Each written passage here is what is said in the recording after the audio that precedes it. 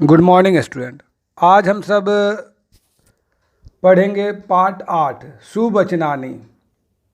सुवचनानी, सु का मतलब होता है सुंदर, वचनानी मतलब होता है बातें, यानी सुंदर बातें अर्थात अच्छी बातें जो हमारे जीवन में लाभदायक हो, जो हमें प्रेरणा दे, हमें जीवन में आगे बढ़ने की प्रेरणा दे, सफलता पाने के लिए प्रेरणा दे, जो हमें नैतिक शिक्षा सिखाए, उसे ही हम सुवचनानी कहते हैं। तो आइए पाठ 8 के कुछ श्लोक जो सुवचनानी के रूप में दिए गए हैं, इसका आज हम अध्ययन करेंगे और अर्थ समझेंगे। तो सबसे पहले, यस्य नास्ति स्वयं प्रज्ञा शास्त्रम तस्य करोति किम लोचनाभ्याम विहीनस्य दर्पणः किम करिष्यति। एक बार मैं पुनः पढ़ूंगा। यस्य नास्ति स्वयं प्रज्ञा शास्त्रम तस्य करोति किम लोचनाभ्याम विहीनस्य दर्पणः किम करिष्यति। अर्थात जिसके पास खुद की बुद्धि नहीं, किताबें भी उसके किस काम की। जिसकी आंखें ही नहीं हैं, वो आईने का क्या करेगा। अर्थात कहने का तात्पर्य है कि जिसके पास ज्ञान ही नहीं है, वो किताब लेकर भी क्या करेगा। जब वो पढ़ना लिखना जानता ही नहीं है, तो वो किताब लेकर क्या कर सकता है। किताब में लिखी हुई अच्छी बातों का उसके लिए कोई महत्व नहीं है। ठीक उसी प्रकार जो व्यक्ति अंधे होते हैं, उनके आगे दर्पण रख देना, आईना रखने से कोई फायदा नहीं, क्योंकि वो उस दर्पण का कोई महत्व नहीं जानता। उसी प्रकार बुद्धिहीन व्यक्ति किताबों का महत्व नहीं जानता। अब दूसरा श्लोक पढ़ेंगे। चलम वीतम चलम चीतम चले जीवित यौवने चलाचल मीदम सर्वम कृत्यस्य च जीविति। मैं पुनः पढ़ूंगा। चलम वीतम चलम चीतम चले जीवित यौवने चलाचल इदम सर्वम कृतस्य सजीविति।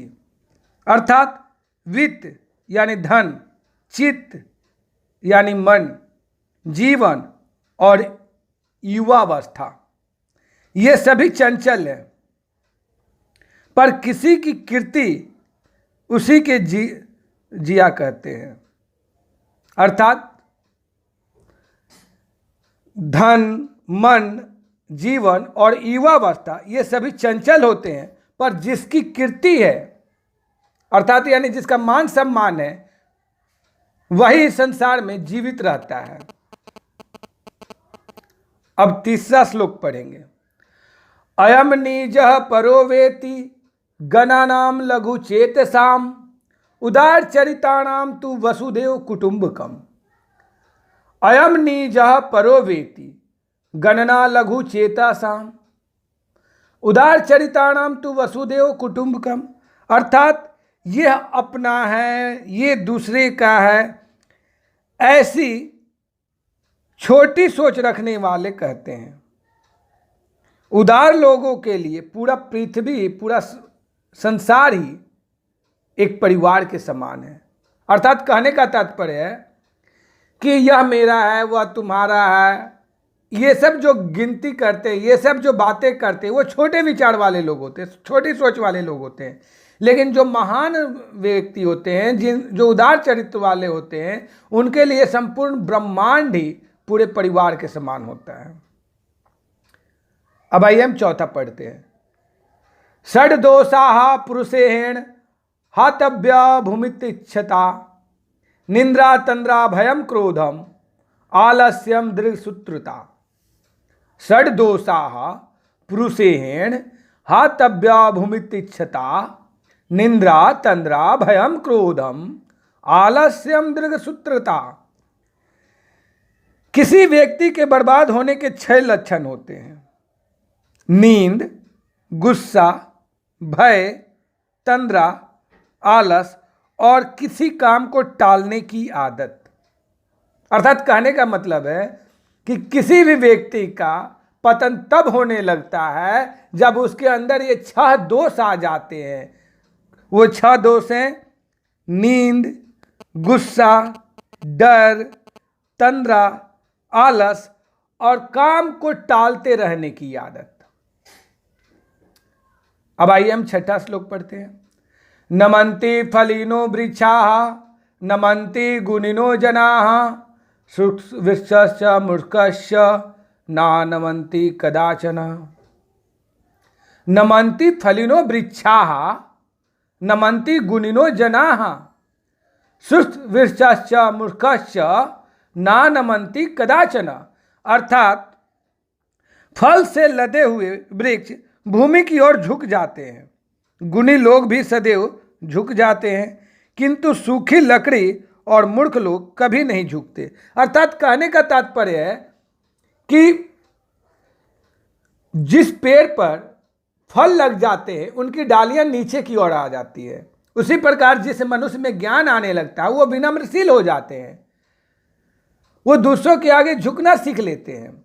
लेकिन सूखे हुए पेड़ और मूर्ख व्यक्ति कभी नहीं झुकते। अगर वो उनको झुकाने का प्रयास किया जाता है तो वो टूट जाते हैं। अब हम पढ़ेंगे छठा श्लोक। यथा चीतम तथा वाचः यथा वाचः तथा क्रियाः चीते वाची क्रियायाम च साधूनाम एक रूपता। यथा चीतम तथा वाचः तथा क्रियाः चीते वाची क्रियायाम च साधूनाम एक रूपता। अर्थात अच्छे लोग वही बात बोलते हैं जो उनके मन में होती है, अच्छे लोग जो बोलते हैं वही करते भी हैं। ऐसे पुरुषों के मन, वचन और कर्म में समानता होती है। यानी कहने का तात्पर्य है कि जो सज्जन व्यक्ति होते हैं वो जो सोचते हैं वही बोलते हैं और जो बोलते हैं वही करते हैं। यानी उनके सोचने, बोलने और करने में समानता होती है।